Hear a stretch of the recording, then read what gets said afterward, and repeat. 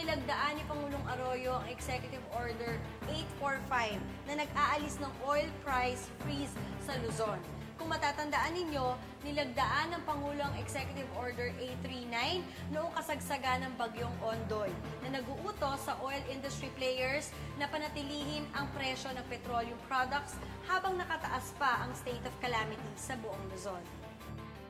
Samantala, noong November 10, bumisita si Pangulong Arroyo sa Bohol. Samahan niyo akong panoorin ang mga naging kaganapan at alamin natin ang irrigation projects ng pamahalaan doon. Narito ang Focus.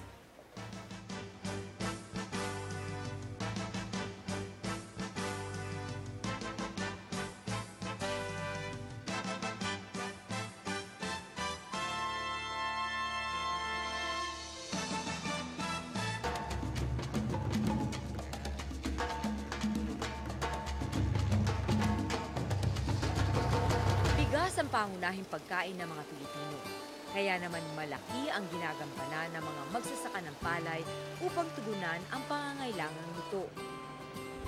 Upang mas mapadali at mapabuti ang pagsasaka, kinakailangan ng sapat na patubig sa mga palayan. Yan ang tinugunan ng ating pamahalaan sa bayan ng Lila sa Bohol. Noong isang buwan lamang ay natapos na ang proyekto ng Department of Agriculture, National Irrigation Administration Region 7 at pamahalang lokal ng Lila na communal irrigation system sa Barangay Tigis.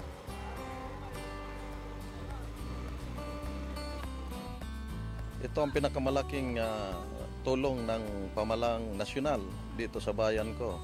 So, in terms of production, lalong nakakatulong dahil na-improve yung irrigation namin.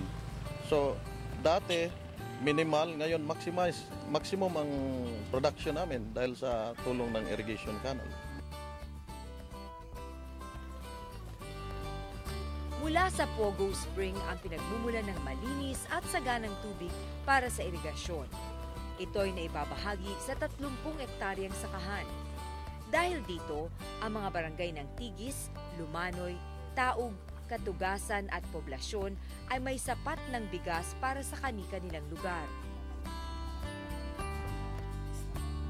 Noong wala pa ang Tigis irrigation system, batid ang hirap na dinaranas ng mga magsasaka. Kaya naman labis na pasasalamat ang ipinarating ng mga taga rito sapagkat nakapagtatanim na sila ng mas madalas dahil sa maayos nilang patubigan. Ang ginagawa sa ating mga magsasaka bago sila magtanim, sila ang naggawa ng mga kanalitas. Pero dahil hindi magandang paggagawa, hindi rin sila nakakuha ng malalaking tubig. Naghihirap sila sa pagtanim nila. In fact, hindi nila mataniman yung palayan nila within whole year round. Pero sa nakita natin ngayon, natuwa na sila dahil maganda yung kanal nila at saka makatanim na sila ng 2 times a year. Wala pa yung bago naming irrigation canal na wala pa ma-improve kasi ang mga farmer nag-ano ng tubig, no? Nagkakuha lang kami ng average ng 5 metric tons. Then ngayon sa last cropping meron kaming 5.4. Ngayon bago pa lang may nag 5.6, may nag 5.5. Ang mga farmers din natuwa sa project niya. At in fact, may mga streamers sila ngayon nagpapasalamat sa ating Pangulo. Samantala, nagtungo rin si Pangulong Gloria Macapagal-Arroyo sa Bohol upang bisitahin ang ipinagmamalaki nitong Lobok River. Ito ay isa sa mga kinahuhumalingang bisitahin ng mga turista sa Bohol, maliban pa sa Chocolate Hills at mga tarsier.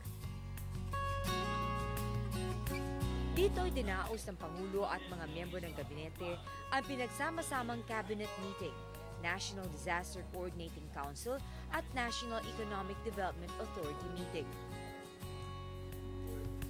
Kasabay rin ito ang pangunguna ni Pangulong Arroyo sa ribbon cutting ceremony ng pinakabagong multi-purpose docking port sa Lobok River.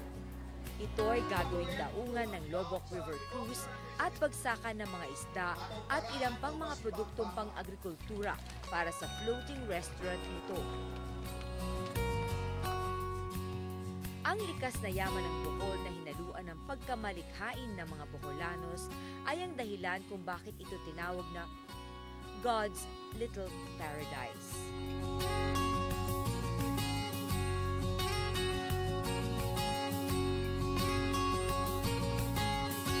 Natunghayan niyo ang mga handog namin ngayong linggo. Makita-kita tayo muli next week dito sa The Working President. Ako po muli si Jolina Magdangal. Magandang araw.